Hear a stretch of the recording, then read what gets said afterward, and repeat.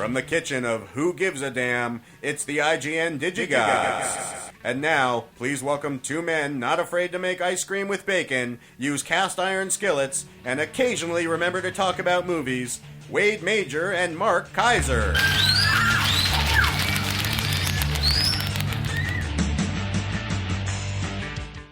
Now, as we record this, we do not yet know who the winner of the Cannes Film Festival is, but we should shortly. And I don't really care at this point. A lot of really great movies came out of Cannes that I'm looking forward to seeing later this year. Absolutely. Inside Llewyn Davis. Yeah.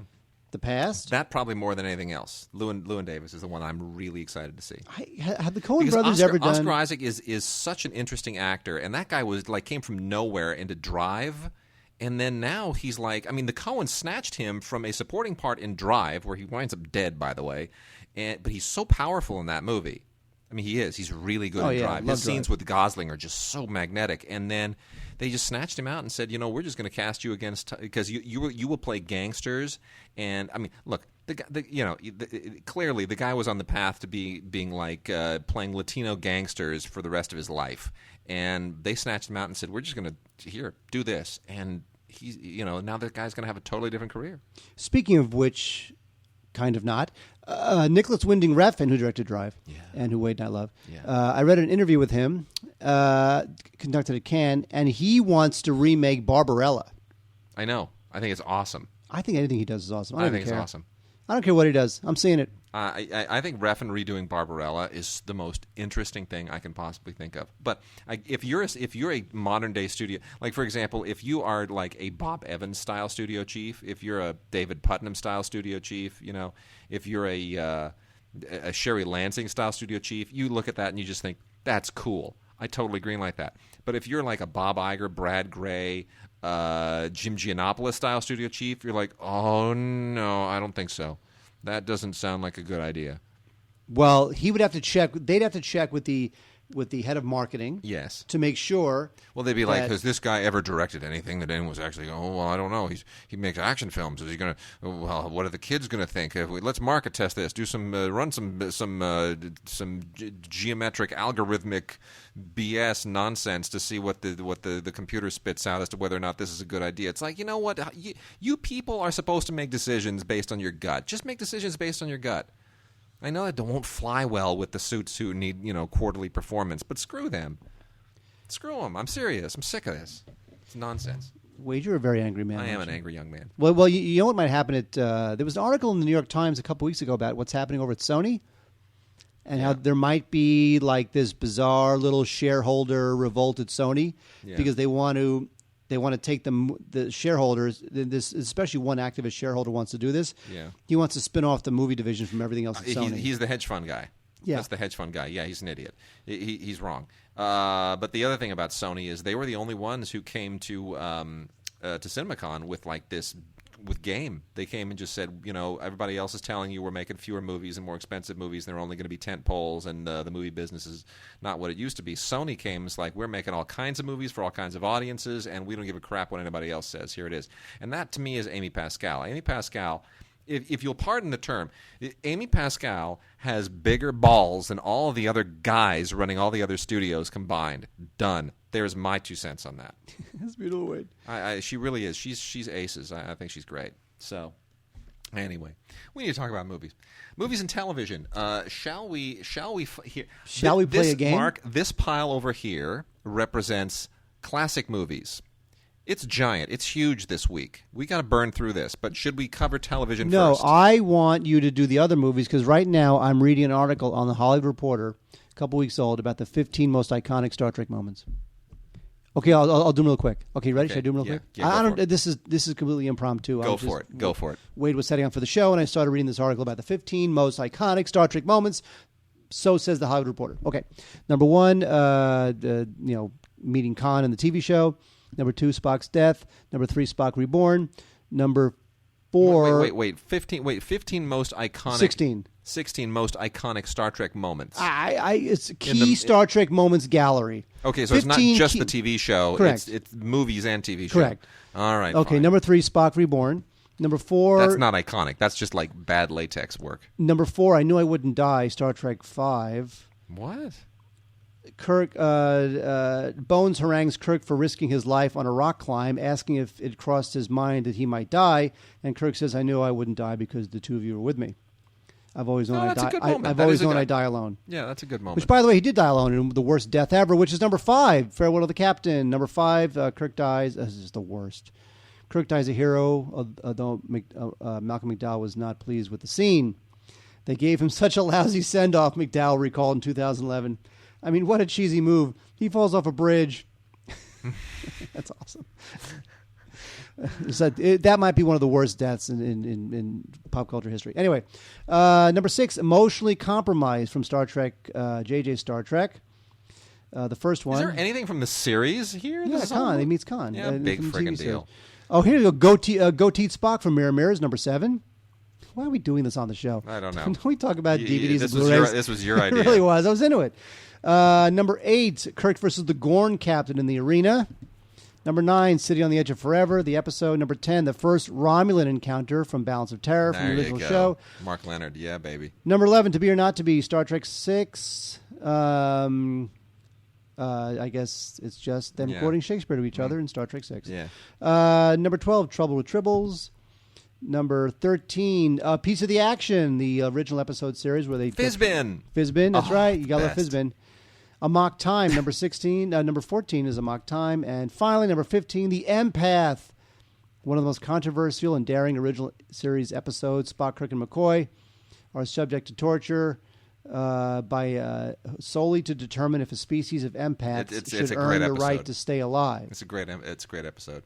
There you go. Yeah, it's a great episode. That's it. You know what? We just wasted 5 minutes. We sure did. My most iconic moment for me, actually, I'll give you a few. One is Tranya with Clint Howard in the corporate. I hope you relish it as much as I, or as I used to say, I hope you relish it as much as relish. Oh, gross. I also thoroughly enjoy Gonna Click My Heels and Jump for Joy. I got a clean bill of health from Dr. McCoy. That was in the Apple. Love when Spock then kind of jams on his funky little harp thing and does a little bit of 60s music. That was cool. And then Sulu, of course, running around with a rapier and his shirt off, doing his little thing in this what was the episode? Which one? When the water, it's like the second or third episode. Now I'm drawing a blank.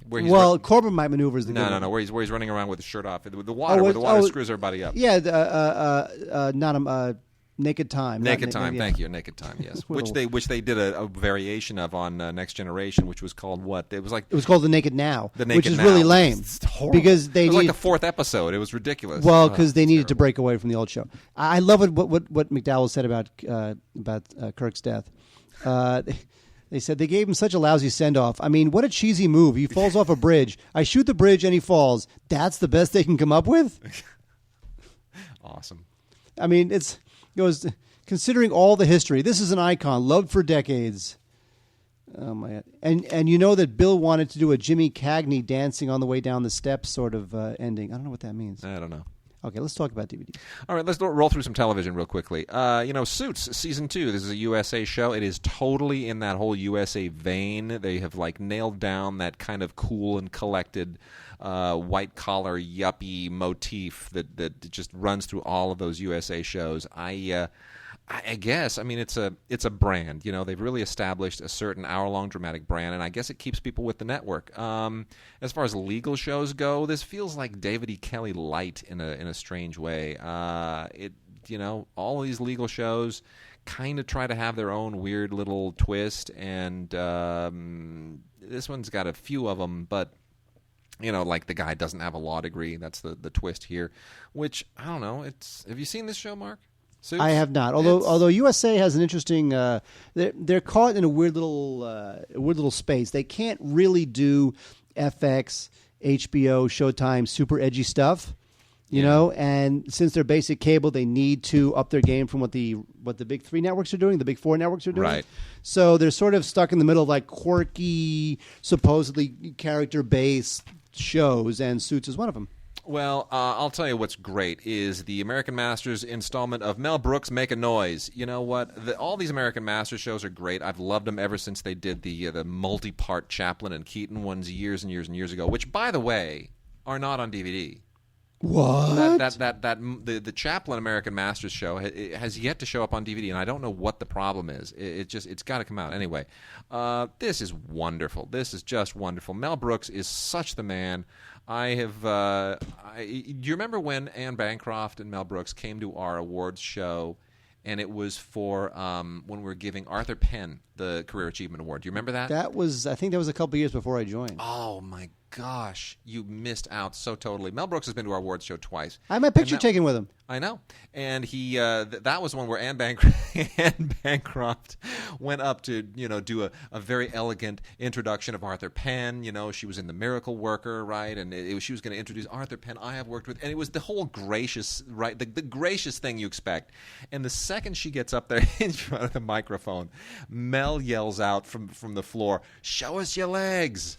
It was great, and it took the steam right out of the room. It was so wonderful, and my other favorite moment when Jackie Weaver, after I introduced Jackie Weaver for supporting actress in Animal Kingdom, and then she did a little spiel she said, "Oh, and I've been married 7 times, and Mel Brooks, I'm staying at the Beverly Region."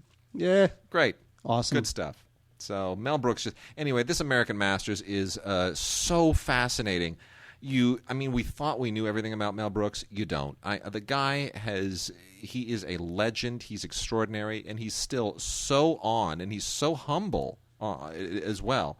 It's just, it's wonderful. I can't get enough of this, and I have watched it twice, and I think it is one of the great American Masters shows ever. It is absolutely fantastic. Yes, Wade. Carry on. Oh, do I talk now? Yes, now it's your turn. NBC picked up a Canadian show, and we talked about Canadian shows, how they're like the weird, slightly retarded uncle of like American shows. Mm-hmm. And they had a drama called Saving Hope, which is this weird little supernaturally medical drama, which always seems a little bit strange to me. Legal and friggin' medical dramas. Well, it's like It's like a supernatural medical drama. And NBC picked it up, and then it didn't do very well. And NBC wound up airing the last couple episodes online.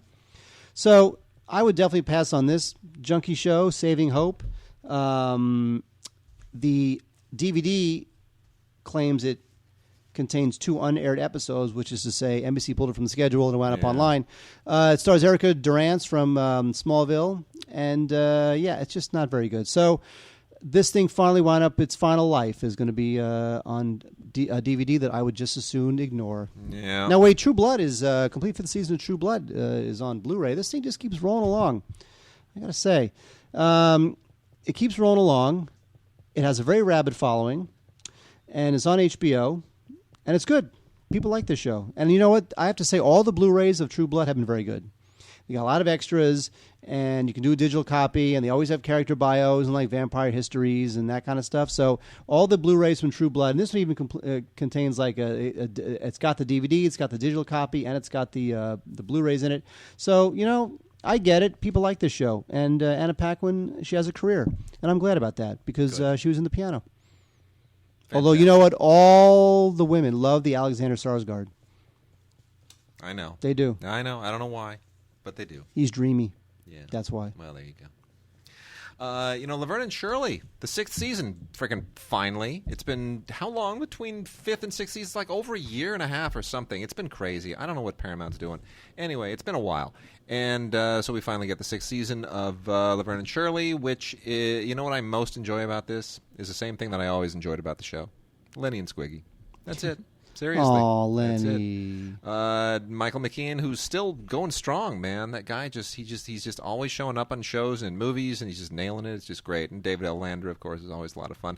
And by the way, if you don't know this, both of them also are in the Robert Zemeckis film Used Cars, and they're hysterical in that film. They are really, really funny. Great team. Great couple of guys. Anyway, 3 discs, 22 episodes. Really no special features here. Just some promos and a gag reel. But the show really strangely holds up. I don't think Happy Days holds up all that well, but I do think that Laverne and Shirley holds up. What? And that's nice. Happy Days? You know what? Honestly, dude, Sunday, seriously. Monday. No, truly, there's some stuff on Happy Days that just does not hold up at all. Awesome. It does not. But Laverne and Shirley does. Laverne and Shirley actually wound up beating Happy Days. You remember that when Laverne and Shirley was spun off, it suddenly jumped past Happy Days and became a higher rated show. Well, because Laverne and Shirley appealed to women. Good point. I mean, Happy Days was very guy-centric. That is an excellent point. And I mean, there were only two major characters in Happy Days. One was the mother, and the other was Chachi. Joni. As people have often said to me, you have a point there, but your hair covers it. So that's it. And then Eric McCormack in Perception, which is on TNT. This is the complete first season. This is him. This is not his first effort at reinventing himself post Will and Grace. He's done, I think, at least 2 other shows since then, and it's always tough. This is what's always interesting to me. It's always tough when an actor leaves an iconic role on an iconic show and then tries to sort of come back in something else. It usually takes 1 or 2 shows before audiences have sort of can exhale and accept them in a different part again, because there's like this sense memory that persists, and it's really interesting. I mean, Shatner couldn't be anything but Captain Kirk for years until T.J. Hooker. And then it was Denny Crane. But there are these huge stretches between. He has to sort of grow into those roles, and it's really interesting when that happens. So Eric McCormack is now in Perception, which is it's one of these shows. These are like the unholy children of what's the Tony Shalhoub show where he's the Wings. No, stop. Where he's got OCD. Oh, Monk. Okay, these are like the unholy children of Monk, and House is one of those as well, where we're going to take somebody and we're going to like take a genre show and we're just going to like make it a tweak. This person's got all kinds of crazy problems. In this case, he's a neuroscience professor who he's got like visions and insights, and he can now he can help the FBI and all of its profiling and all this kind of stuff. So, all right.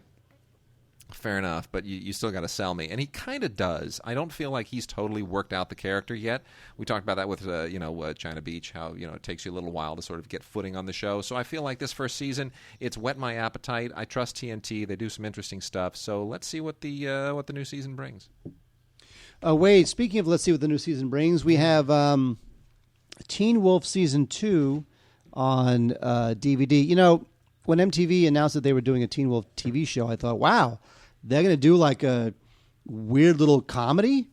Because that's what Teen Wolf was, the original film with Michael J. Fox. It was like a weird little comedy with some dramatic overtones, but still basically a comedy. Well, no, it's MTV, and especially it's MTV in the age of Twilight. So now it has to be like, an edgy drama. And so we have an edgy drama starring a bunch of young, beautiful teenage people. So people seem to like it. Did pretty good. Got picked up for a 3rd season. Can't beat that. It's on Mondays at 10 on MTV. So, the show's really not for me. Might be for you. The DVD's pretty good. It's got some audio commentaries on, I think, 3 of the episodes. There's a reel about the fight choreography, which I think you might find interesting. But otherwise, Teen Wolf is just another... all this stuff is just another metaphor for teenagers finding their place in the world. Wolves have a pack mentality. So when you're deciding what kind of person you want to be as a teenager, do you go with the pack or do you forge your own path? It's all just big metaphors for adolescence and growing up. Yeah. So they really hit that stuff on Teen Wolf. So anyway, there you go, Teen Wolf 2, Season 2. And speaking of teen stuff, that the last TV title here, this is just such an annoying show. Have you ever heard of Teen Nick? What the hell is Teen Nick? It's Nick for older. Oh gosh, older kids. Seriously, make it go away. Stop. Dance Academy, Season 1, Volumes 1 and 2. This is just a horrible show. This is like somewhere between Fame and Saved by the Bell, and that's not in a good way. It's basically a bunch of kids at a dance school, and it's just horrible teenage soap opera crap. It's just really dreadful, and it is so lowbrow. I'm just amazed. Teen Nick must be they must have such low ratings, such low demographic saturation that they can't justify budgets much higher than $0.50. This is really not good, and I'd say watch reruns of Saved by the Bell. It's a more attractive cast. Oh, truly. Unless you like dancing. I don't know. Maybe this is like Glee for tweeners. I don't know. Either way, I am so out of touch. Cannot connect with this at all. All right, Mark, we're going to move into movies. Feature films. And we have one gigantic, mega important, super awesome, wicked cool release this week. A G-rated movie that literally almost sank a studio. What? And it is, what's funny here is the sticker that they put on the sleeve, cardboard sleeve slipcover for Cleopatra, the 50th anniversary release. What I find so funny is this film was so critically maligned at the time and has been such a joke for so many generations since. How are they legitimizing this?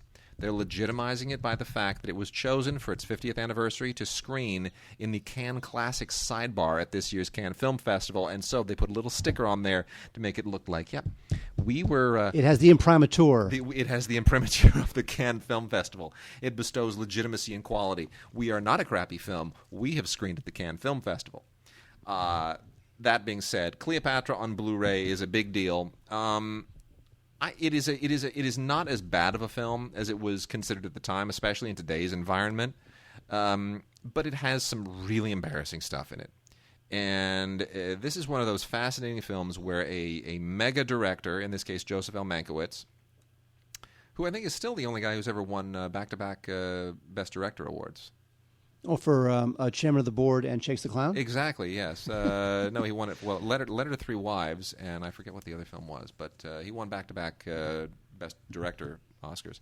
Anyway, Mankiewicz, big deal, right? His brother Herman co-wrote Citizen Kane, and they're like a legendary Hollywood family. And Mankiewicz, big deal. He could All About Eve. All About Eve. That was the other film. All About Eve. That was it. All About Eve and Letter to Three Wives.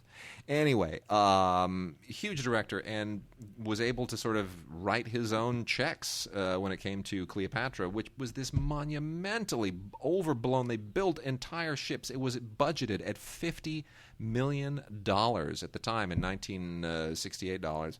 And, it's preposterous, the money that they spent at the time. That would be like over $400 million in today's money. It's just incredible. Elizabeth Taylor became the first $1 million performer in this movie, paid $1 million.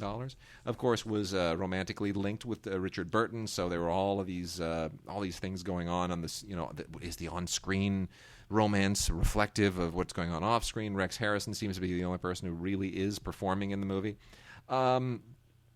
And yet, for all of its cheesiness, I look at the opulence of it, and I just think that's what Hollywood is supposed to do. And I don't see many Hollywood movies actually, going all the way to the wall like this did. It really is beautifully, beautifully mounted. It's only when people open their mouths that you kind of cringe a little bit, but it's beautifully put together.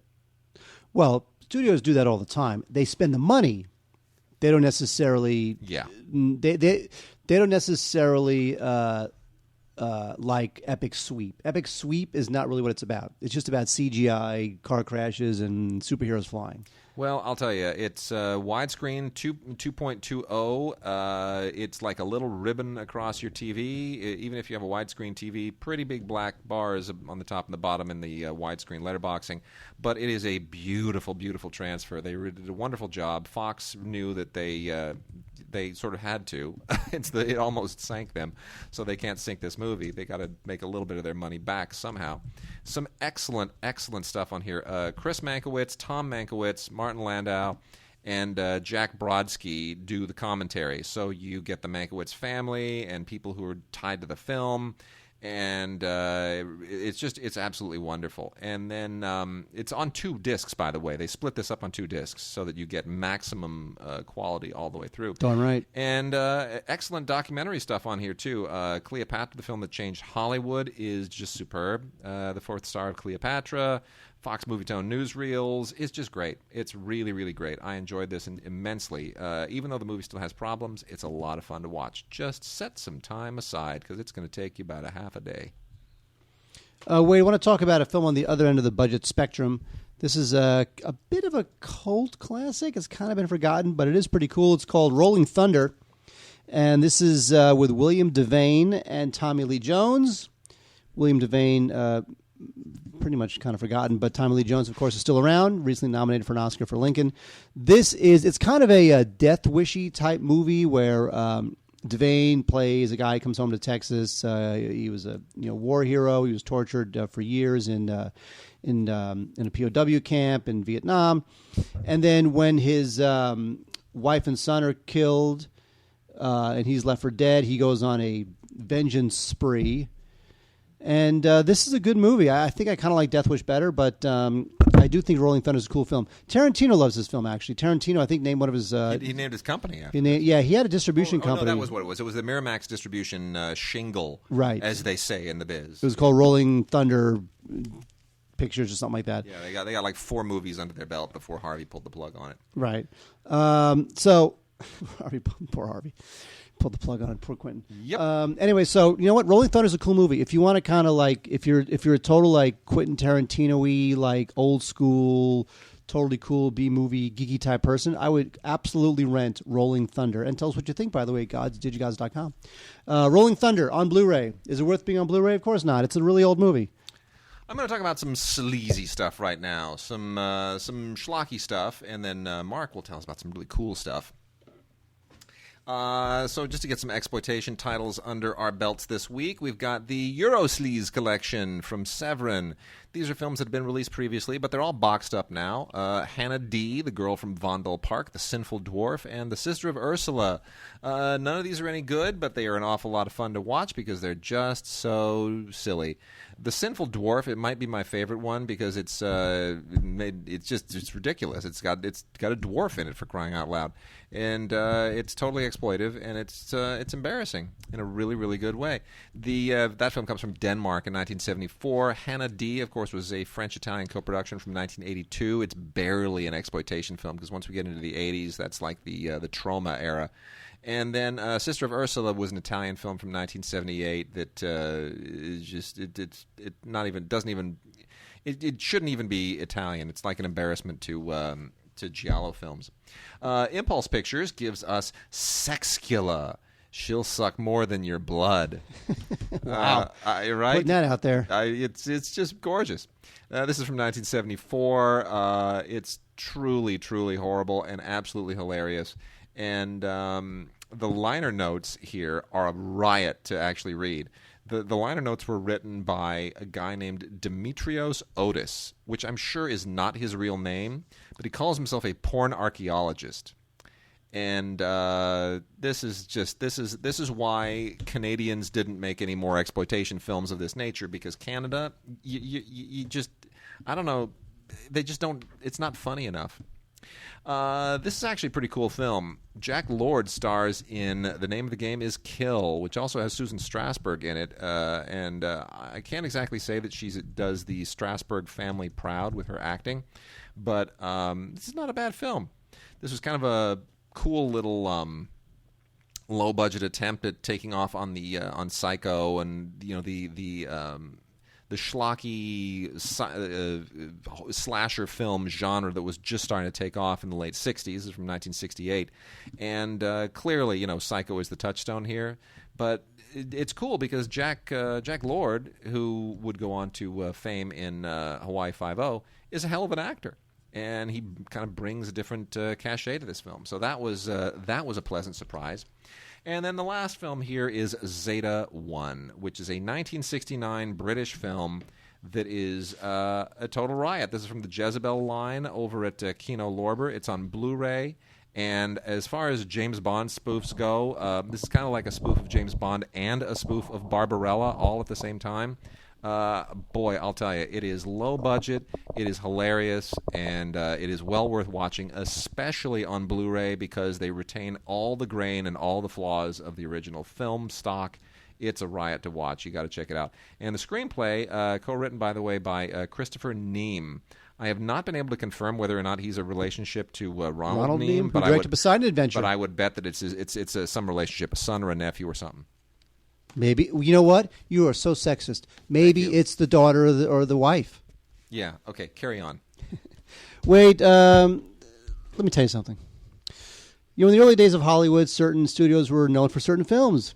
MGM, they made musicals. Universal made horror films. And Warner Brothers, Wade, they made gangster films. And Wade and I are kind of hot and cold on box sets where they just sort of take a bunch of movies and they throw them together into a box set. Like, oh, look, here's some films that we really can't sell separately, so let's put them together in a box set, and you'll buy them because you're stupid. Well, I'm glad to announce that Warner Brothers has 2 Blu-ray sets that I can honestly say are totally, completely worth it because the price is right. We have Ultimate Gangsters Collection Classics, and we have Ultimate Gangsters Collection Contemporary. Oh, yeah. Ultimate Gangsters Collection Classics includes these 4 fine motion pictures. Little Caesar, White Heat, The Petrified Forest, and The Public Enemy. Now, Wade, for those who love grapefruit, we love The Public Enemy from 1931. It's one of the most iconic moments in movie history, and it's just, I don't know why. Well, because it was very brutal. I mean, for 1931, and we're talking, 1931 was kind of pre-code era, right? That's a brutal way to shoving a grapefruit in a woman's face. That's what Cagney did in Public Enemy. Was considered like a scandalous, brutal thing to do in a movie. Anyway, all these films are good, and there's also a 5th disc. It is a feature-length documentary, Public Enemies: The Golden Age of the Gangster Film. So these are all great films: White Heat, Petrified Forest, Little Caesar, Public Enemy. Not a dud in the bunch. And they look great on Blu-ray, and they include some of, if not all, of the extras that were on the original Blu-ray releases, the single releases. And then on Ultimate Gangsters Collection Contemporary, we have, drumroll please, Mean Streets, The Untouchables, Goodfellas, Heat, and The Departed. There's just not, I'm not a huge fan of The Departed, but there is not a dud in that bunch. Not a dud. These are great films. Mean Streets is great. Untouchables I rewatched recently, and I love that movie. It's a great movie. Goodfellas is like beyond. Heat is just terrific too. And The Departed, whatever, won Best Picture and won Scorsese, his long overdue Best Director Oscar, but still, it's okay. Anyway, but you know what? All great films. All great films. And so we have Warner Brothers knocking out of the park with 2 box sets, Ultimate Gangsters Collection Classics and Ultimate Gangsters Collection Contemporary. Wade Major, I say, considering the cost, considering the price, it is cut rate priced. If you don't own any of these, you should definitely consider these Blu-ray sets. Awesome. Thank you, Mark Kaiser. We'll be right back.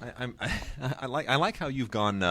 I like how you've gone casual with your microphone. I'm holding the mic in my hand, and it's I think it's really improving my performance. That's very good.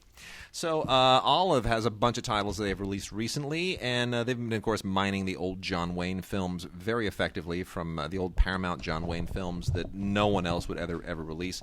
John Wayne and The Lonely Trail is now on Blu-ray. And The Lonely Trail is one of those movies that shows up in all of those public domain collections over and over and over and over. And my guess is here that they probably, I'm not sure that it really ever was a public domain film. I guess Paramount just never cared. In any case, this finally gives the film the look that it really, really deserves, and it is a beautiful Blu-ray transfer. Thank you to Olive from 1936. It's only an hour long. It's like under an hour long. So it's this is like as short as a television episode, and it's not John Wayne at his best, but it is. He's definitely kind of on the ascent as an actor. Pals of the Saddle is one of the Three Musketeers line that John Wayne did with Ray Corrigan and Max Terhune.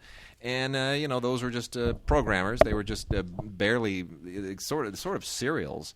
They were just B-westerns made in the 1930s that just got people addicted to these characters, and they had a certain shtick going. And Wayne, of course, has not quite come into his own, but if you've collected the others in this line, you'll thoroughly enjoy this one. And the A-list title, or at least as close to an A-list as we get with Wayne this week, is Three Faces West. Which is again not one of Wayne's very best films, but it's from 1940, so this is when he is kind of starting to turn and become more of a leading man and doing a little bit more. This is like after he did Stagecoach. People know who he is now.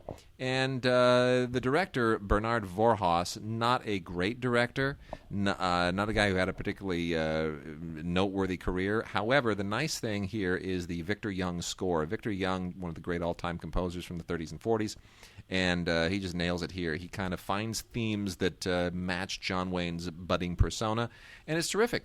The film is basically a romance and set in the Dust Bowl, and it's got its moments. It's above a B film. I'd say it's like a B+ film at the time. So that's all three of those on Blu-ray. Wait, I have something very special to announce. Yes. There is a movie. And what movie would that be? Out on the Blu-ray. Yeah. It is a movie that really, in one film, encapsulated everything that sucked about the years that DC was making Superman and Batman films, and Marvel just seemed like just the retarded step cousin who just couldn't get it together. You know what I mean? And we are talking about literally the greatest example of those fallow years for Marvel. Albert Pune's Captain America. Albert Pune, the greatest director ever to come out of Hawaii. This is the Greatest Hawaiian director ever. This movie is so bad that I think the only way to watch it back in the day was like kind of bootlegged VHS copies. I can say nothing bad about this because my very dear friend Melinda Dillon is in this movie. It's just so bad. And I know she had a great time making it, and I kind of enjoy the film. So I'm not going to say anything bad about Captain America. I am. This is terrible. I mean, look, it's just so campy, and I have to say, I'm very surprised. The Captain America from a couple of years ago with what's his name, Chris Evans, it was surprisingly decent. It was good. Yeah, Joe Johnston nailed it. Yep. But this was just emblematic of how Marvel just could not get it together. Now, of course, Marvel is basically brilliant in the way that they've. Mm-hmm. The way that they've cross-pollinated and cross-marketed all their films, I just think they've done an amazing job. But it's just the worst. You guys have to rent this film, honestly. Please rent this film. Captain America from 1990. It's just so bad. It's so low budge. And Matt Salinger, he's Captain America. He's fine, but just it's a movie so bad. Anyway, we have a couple of films from back in the day. During the 80s, especially the early 80s, was sort of the heyday, late 70s too, the heyday of like the low budget horror film. And there's one that kind of slipped through the cracks, and there's a reason for that because it sucks. But it is from Scream Factory, which is kind of Shout Factory's little kind of horror cousin. It's called The Burning, and this is on Blu-ray and DVD. It's the collector's edition, whatever that means. It's a film about summer camp. A bunch of crazy kids decide that they want to, goof on the camp's caretaker, and the camp's caretaker doesn't like that, and he winds up taking revenge. So it's called The Burning, and it's totally cheesy, totally 80s, totally ridiculous. And if you like that kind of stuff, you'll dig it, but I'm just saying it's not, like, great. Although, what's funny about this movie is that it was the screenplay. It's by Bob Weinstein. Oh, that's right. I knew that. I'd forgotten about that. I just hit the mic. That's okay. I hit it earlier. Okay, fine. Yeah. Anyway, so there you go. So that's The Burning. Not a great film, but it is. If you've already seen all your Halloweens and all your Fogs and all your whatevers from that era, go for The Burning. Anyway, The Town That Dreaded Sundown is it's kind of a weird little, not very good killer on the loose film from 1976. The reason why it's based on a true story, but the reason why this film is notable is because it co-stars Dawn Wells from Gilligan's Island. Oh, sweet! It really does. Dawn Wells. Gotta love that. I have her cookbook, her Gilligan's Island cookbook. You have her chained in your basement? Which she signed. Exactly. I have her chained. Thank you. Boy, way to drag the show literally into the gutter. Mm-hmm. Now, I love Lee Van Cleef. The reason why I love Lee Van Cleef is because he's awesomely cool, and he was in Escape from New York. I love him for both reasons. That's right. He is an Escape from New York. Hell yeah. He's the dude. He's right. the guy who sends him on the mission. That's right. Anyway, Lee Van Cleef is in, it's kind of a spaghetti western-ish kind of a thing. But it's cool. It's about a sheriff. It's about these brothers who hire these paid killers to bring another killer back to justice. And Lee Van Cleef is in it, and it's kind of cool. It's from Blue Underground called Grand Duel. It's from 1972. It was in the heyday of Lee Van Cleef's totally, Lee Marvin, Colburn-esque badassery. Yep. Whereas when he did Escape from New York, he was kind of a little bit older. And he's awesome. But he is awesome. He is one of those awesome guys. Hal Hartley. Mark, what do we think about Hal Hartley? Lame. What? You serious? You gotta love Hal Hartley. Why? His movies are funny and they're quirky and they're odd and they're kind of deadpan and so forth. But but that's all they are. You're always making fun of directors who never do anything different, and Hal Hartley is the king of doing nothing different. No, Hal Hartley. Here's what Hal Hartley does differently. And by the way, some of Hal Hartley's movies are just incredibly heavy and deep. They really are. I mean, he's done some fine films. Anyway, Olive has secured rights to do the Hal Hartley collection. Now, obviously, the rights for these films are all over the place. You know what the Hal Hartley collection is? It's the same Blu-ray. Just copied like 5 times and put into a box set because he always does the same thing. No, some of the films are really, really good. Maybe some of the earlier ones. Maybe The Unbelievable Truth. The Unbelievable Truth is the first one I'm going to talk about right here from 1989, The Unbelievable Truth, which is still so tragic to watch because Adrian Shelley just is such a power in this film. and I miss her so much as an actress and as a director. I just really think that just her passing is so tragic. But The Unbelievable Truth is kind of the film that really put Hartley on the map for a lot of people. It really just cool. You know, one of the things that's cool about his films, he shoots everything with a 50mm lens. He never changes focal lengths. All of his films, top to bottom, all the way through. Why is that good? Because it creates that austere kind of a look. He likes 50. If I told you like J.J. Abrams only shoots with a 50mm lens, I'd say he wouldn't. Like that's why he sucks. He sucks. He totally sucks. But Hal Hartley does it, and it's cool, and I readily admit that. I have a double standard. Nothing wrong with that. It really a super cool film. Robert John Burke, who of course is another staple of the Hal Hartley acting group.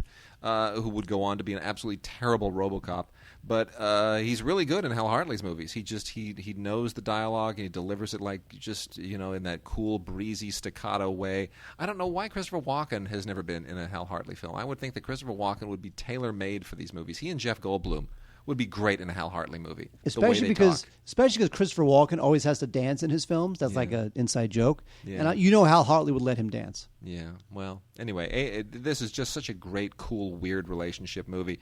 And it also includes on Blu-ray the Tut and Its Consequences on the making of the film and a short film called Opera No. 1, which Hal Hartley made with Adrian Shelley and Parker Posey.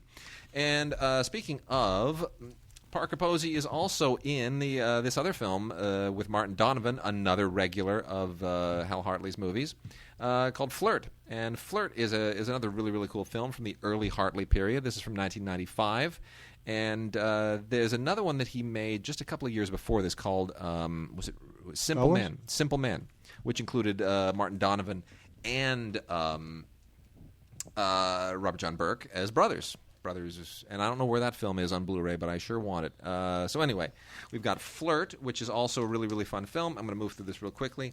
And then we've got Meanwhile, which is one of his more recent films from 2011, starring DJ Mendel, which I found surprisingly engaging. And then also there's a double feature here of two films that I had never seen before, which I'm glad I got an opportunity to see. They are not on Blu-ray. This is a double feature on DVD, but it is part of their Hal Hartley collection brand at the moment. And that is The Girl from Monday and The Book of Life. Book of Life from 1998 and The Girl from Monday more recently, 2005. Both of them very short films. Book of Life is 63 minutes long, and The Girl from Monday is 84 minutes long. So this is like, 2 movies in the time that it takes you to watch The Great Gatsby, and I would say this is a better investment of time. There's also a cool little making-of featurette here for The Girl from Monday, which I thought was really enjoyable, and a little look back at the Book of Life as well. So I think that's really sharp stuff. I'm looking forward to more. I hope there are more Hal Hartley films that they're able to get. So good for Olive in putting that together. Whatever, Wade. You and your Hal Hartley love. Absolutely. Makes Hal no Hartley sense. love. And then got a couple of Disney films here. Well, they're not really Disney films. They are Studio Ghibli films, but Disney has released them. So you have the greatness of Miyazaki finally on Blu-ray in these Blu-ray DVD combos, My Neighbor Totoro and Howl's Moving Castle. I love a lot of Miyazaki. I think both of these are very fine films. I just find it weird that suddenly Miyazaki has become like a Disney brand. It's very strange. I don't like that at all. It's very strange. Howl's Moving Castle, not really one of my favorites. I think it's a little bit of a strange steampunk fusion with anime that doesn't quite work so well, but it's very nice. Very nicely done. My Neighbor Totoro, however, is really cool, very fun, and some good voice casting here with Tim Daly, Dakota Fanning, Elle Fanning, and Lea Salonga. I just adore Lea Salonga. I interviewed her once. You know that? That's why you adore her. She's fantastic. Just fantastic. I interviewed her for Aladdin because she was the singing voice of the princess in Aladdin. Thank you very much. Steve the Princess? Precisely. Wade, Steve the Princess. That's it. Exactly. Wade, it's the 30th anniversary of a beloved bad film that I love, National Lampoon's Vacation, with Chevy Chase. And I defend Chevy Chase, even though he's kind of a jerk now. I think the film is hysterical. I think this film is a riot. Yep, it is funny because it has Randy Quaid in it, and he's always funny, and John Candy. The great thing is that the movie it's from '83. It contains an 85-minute documentary, which is like kind of almost as long as the actual film. But anyway, Vacation is just great. It's from '82. It's about the Griswold family going to Wally World, and you can't not love that. Commentary by Harold Ramis, Chevy Chase, Randy Quaid, Anthony Michael Hall, who played the son. And so it's good stuff. Vacation is funny stuff, Wade. You love it. Now, they're supposed to be making a new Vacation, and they're trying to get that off the ground. And I really hope that they don't do that.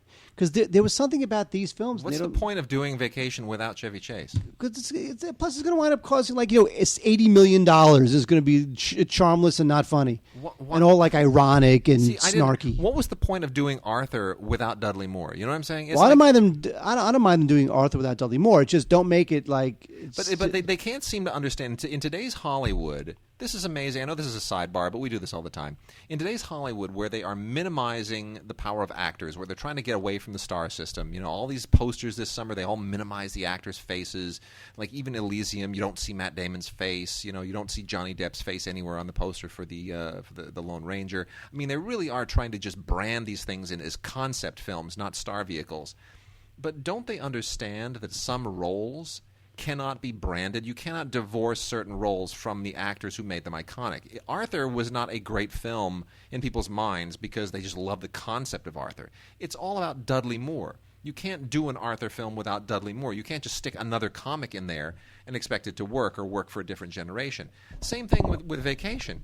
People don't go, I love those vacation movies. Well, not because of Chevy Chase. I just love them because they're just about people on vacation. Well, no, they're Chevy Chase vehicles. If you have another actor that you want to put into a vacation movie, invent a new vehicle for that actor. Don't call it Vacation. Yeah, but Arthur was Arthur also because of the script. I mean, obviously Dudley Moore was great. Oscar nominated. Since then, people identify the character with Dudley Moore. Well, that's fine. But what you do... You can't redo it. If you're going to redo it with Russell Brand, then you got to have a better script. The thing is that these scripts are just... You know what it is? Make it a different movie. Give Russell Brand a vehicle of his own. Why give him a Dudley Moore vehicle? I mean, Arthur was written by a guy who tragically died before... I think he actually died before the movie came out. He died... Was it a couple weeks before it came out? Oh, boy, I can't remember. But he died. He certainly died before the Academy Awards. Yes. Yeah. So, but he was a singular guy. He was a singular wit. He wrote one great script, and it was a classic. Now, if you do that film, it goes through the development process. Horrible. It just becomes another horrible piece of junk, push-button script, and that's what Arthur was. Yeah. Totally crapping on the legacy of the original. Terrible. And it's funny because, these development executives, and Russell Brand too, I'm sure, they sign on to these things because they love the original, and it'd be great to be part of a remake. And then whatever they loved about the original, they're no longer that person. When they were 19 years old and they saw Arthur and they thought it was so hilarious, now they're a 45-year-old development executive, and they're not that person anymore. They're not that wide-eyed 19-year-old who was so charmed and thought Arthur was so funny.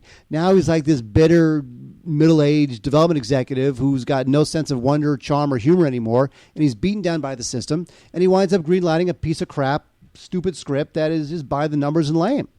And that's why you get movies like Arthur, the remake.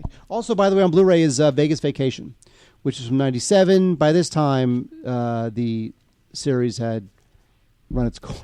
Yes, it had. My goodness. It really has. So anyway, but it does have Chevy Chase. But still, the original, the best, is National Lampoon's Vacation.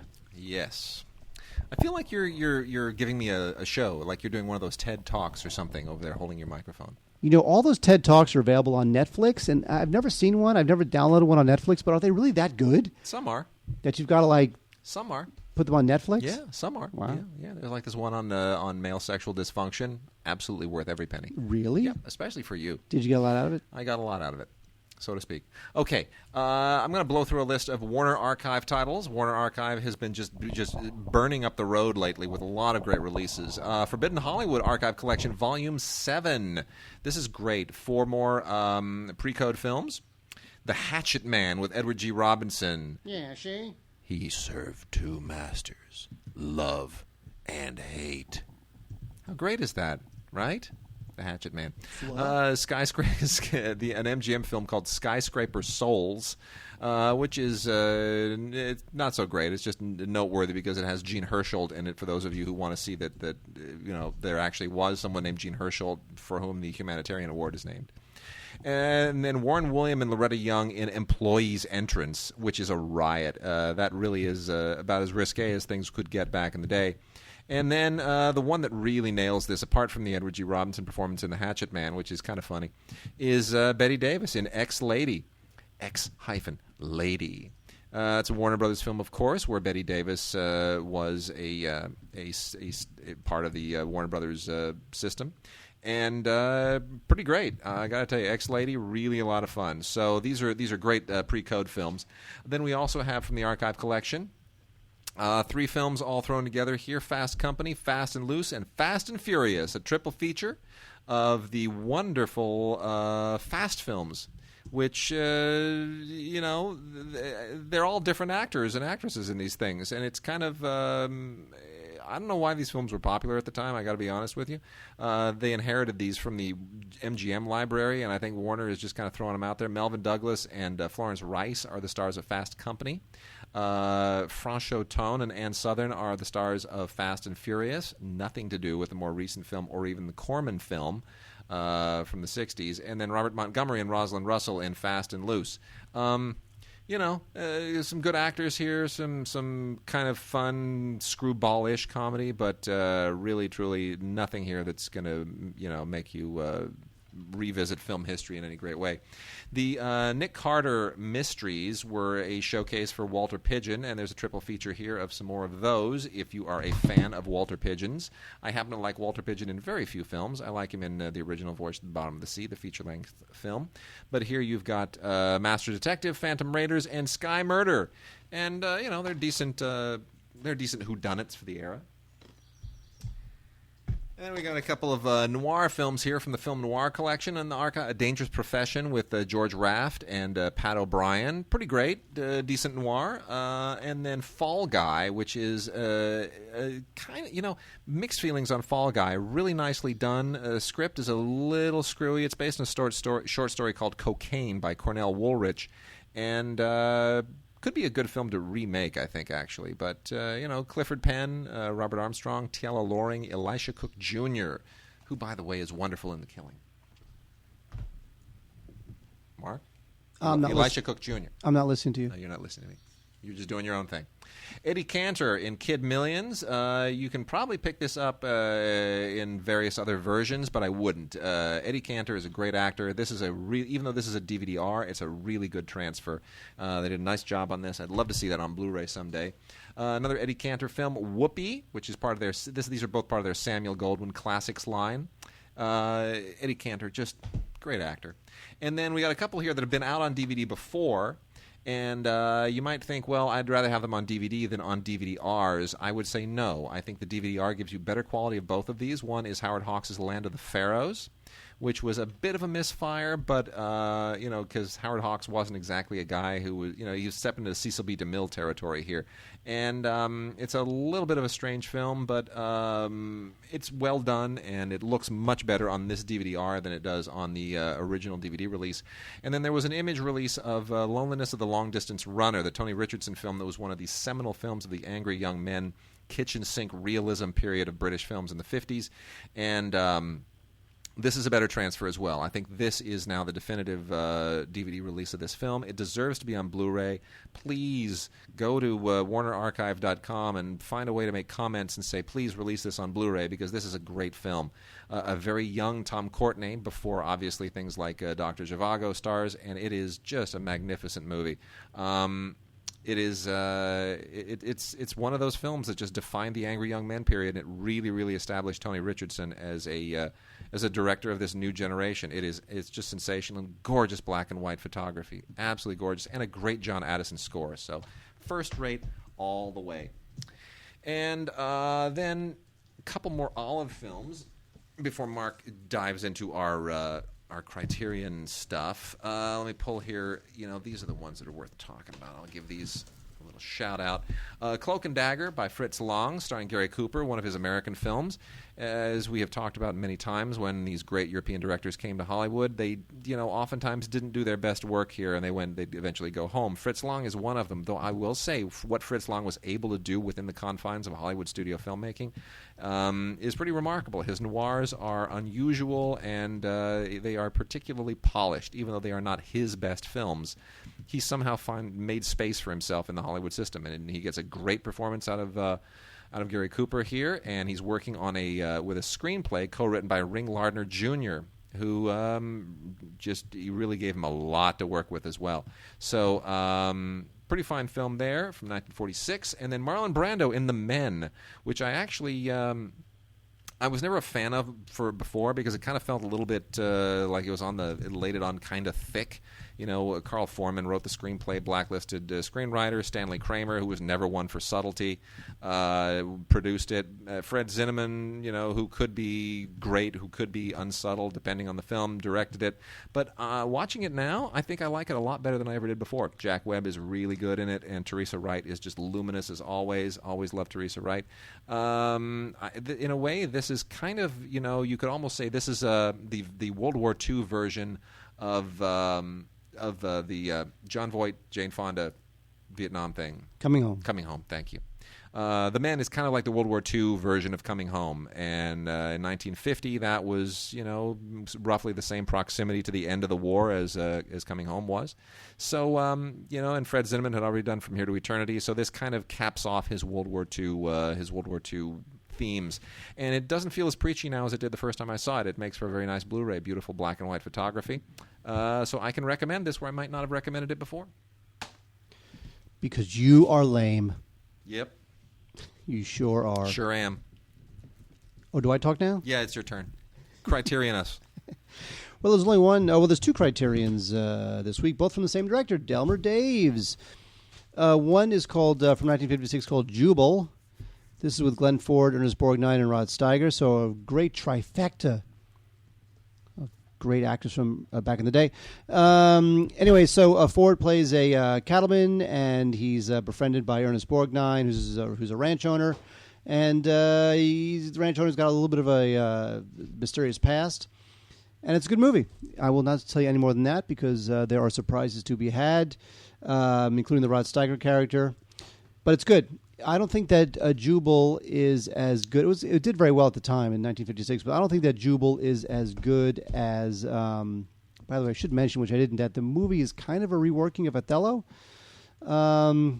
which kind of gave it some cachet back in the day. And the character Jubal has a last name that they never mention because it's kind of embarrassing. But Jubal's last name is actually Lee. You know what? I knew it. I goddamn freaking knew it. In fact, what I was going to say was, here's what I thought you were going to say. I thought you were going to say that his last name is like, whatever, Esteban or something, or Edwards, which meant that his name is Jubal E. No, I wasn't going to go that deep. That deep? It's too bad of a joke to actually have too much of a setup to. Yeah. So you have to get in and out very quickly before people realize it's a bad joke. Anyway, good transfer as usual. Unfortunately, very few of the usual supplements we are used to with Criterion Collections. We really only have a booklet featuring an essay by Ken Jones, who's done a lot of essays for Criterion product. Much better in my eyes is 310 to Yuma, the original. This is the Delmer Davies film from 1957. This, of course, was thrillingly remade by what's his name, James Mangold, a couple years ago. Love that film. This film is also very good, too. This is from 1957. It's really good. Van Heflin plays the cattle rancher who has to escort Glenn Ford to the train that'll deliver him to prison. And I like this film a lot. There's a couple more extras here than there were on Jubal. There's a new interview with Elmore Leonard, who wrote the original source material, and Glenn Ford's son, Peter Ford, and there's also another Kent Jones essay. So supplement-wise, this is not great. However, the good news is that Criterion found very good elements, and they did a 4K transfer. So both these films are looking really good, but I love 310 to Yuma. It's a good film. Jubal, maybe you'd want Jubal after you've pounded down 310. But two good films from Criterion. And I don't mind the remake of 310 to Yuma. It's great. I really don't. Thrilling. But a lot of people were cruel about it. Really? Yeah. Ben Foster, who was like, who's this guy Ben Foster? Who was like, wow, you're the best. He is, right? He's like Ryan Gosling, except like grittier. Although if that's even possible. I'm kind of worried about him. He hasn't really done much of note lately, and I'm kind of. Foster. He's been in a few low-budgety things, but I think it's because he's considered like a second-tier Ryan Gosling. I think that's part of the problem. He's awesome. We have a handful of titles to just. No, we're not doing that today. Oh. Next week. We have a handful of titles, just kind of one-offs to wrap out with this week. One of them is Fernando De Leo's Shoot First, Die Later. This has been out from the Raro video line on DVD before. It's now out on Blu-ray. It is a 1974 Italian gangster movie, and if you're a fan of Fernando De Leo, you would be inclined to want to get this on Blu-ray. I don't know that anybody else is really going to want to watch this for anything other than, say, a rental. So if you can grab it from Netflix or Redbox or something else and just DVD, you're perfectly fine. It's not going to become a different movie in high def.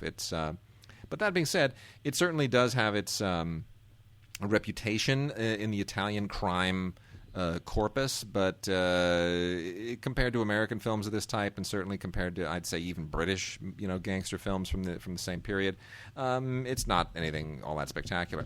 And then we also have Spalding Gray in Swimming to Cambodia. Finally, Jonathan Demme's filming of his performance, his one-man show, is out from 1987. It is this made its way to us from the people who always bring us that hard-to-find stuff that nobody else releases, Shout Factory. And it is, I got to tell you, I don't really enjoy Spalding Gray. I respect the film. I certainly appreciate why people thought this was a great one-man performance. But you put this right up there with Grey's Anatomy, the Soderbergh film, and I think it just defines everything that I find really annoying about all these storytelling guys. And that goes for that squishy-faced guy that other one, what's the other storytelling guy who I can't stand? Altman made a film about him. What? That guy, Garrison Keillor? That creepy-looking Bigfoot thing, yeah. Can't stand him either. These guys that just kind of go and ramble on and tell stories and pontificate. I don't really get any of them. But I will say this, Spalding Gray I'm a little bit partial to just because of his sad demise. That makes me very sad. So even though I don't really enjoy this, I look at it and I'm just like, that guy should be still alive.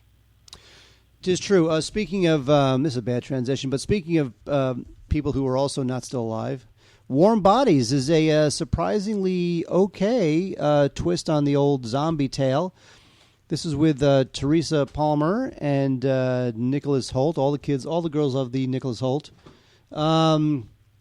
This is a zombie movie that surprisingly emphasizes heart and romance over zombie cliches, even though it is obviously, cool and fun, and it's definitely a little bit campy, and it doesn't take itself too seriously. But unlike all the other zombie films, this one emphasizes romance and heart. I kind of liked it. It's kind of interesting. I don't know that if you're like a Walking Dead, badass genre purist, you're going to really like this. But it was directed by Jonathan Levine. Or was that Levine? I don't even know. Levine, tomato. He directed 50-50, which was 50-50 was 50% of a great film and 50% of an okay film. But I was surprised that 50% was great, so it's all good. So Jonathan, as I will call him, is definitely a maker of interesting films that are better than they have any right to be and more serious-minded than you would figure them to be. So in that category, I put Warm Bodies. It's a zombie love story that sounds silly, and some of it is silly, but it's still, as a love story, more believable than a lot of other love stories I've seen that are dramas. And then from the art house music line, a nice box set for people who love ballet. The national. You know what? Jonathan. Jonathan Demme. No, Jonathan Miller. No, Jonathan. No, the character actor who always appears in Gary Marshall films. Jonathan Miller. Jonathan.